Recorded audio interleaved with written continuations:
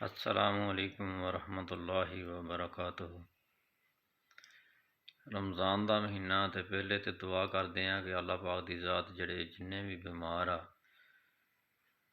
चाहे वह बच्चे आ, चाहे वह जवान आ, चाहे वह बूढ़े आ, अल्लाह पाक की ज़ात अपनी खास रहमत के नाल सारिਆਂ ਨੂੰ सेहत वाली तंदुरुस्ती वाली ज़िंदगी अता करे।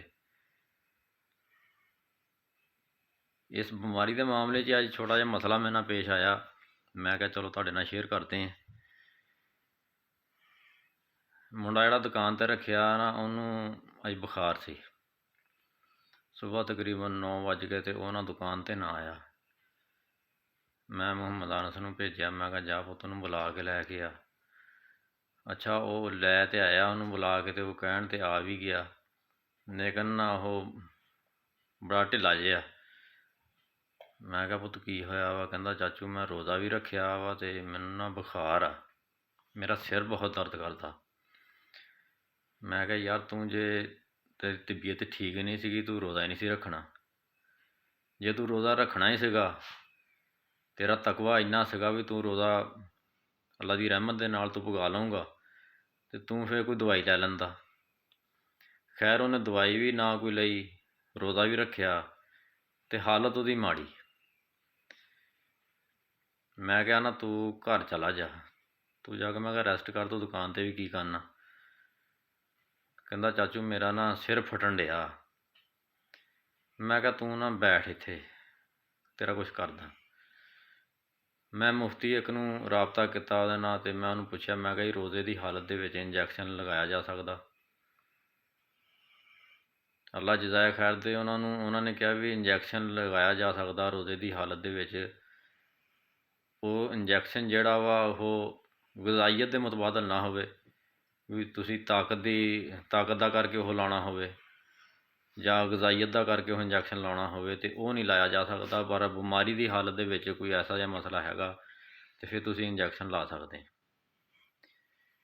मैं ना उन्होंने भेजिया डॉक्टर साहब को एक, मैं कहा डॉक्टर साहब नूं कह दे दस दें उन्होंने हकीकत भी, मैं सुबह का ही सैरी की है भी मैनूं ना इंजैक्शन कोई उस हिसाब नाल ला देण जिहड़ा मैं बर्दाश्त भी कर सकां, तो मेरा बुखार भी जिहड़ा वा भी कंट्रोल हो जाए। मेरा सिर भी बहुत दर्द करदा।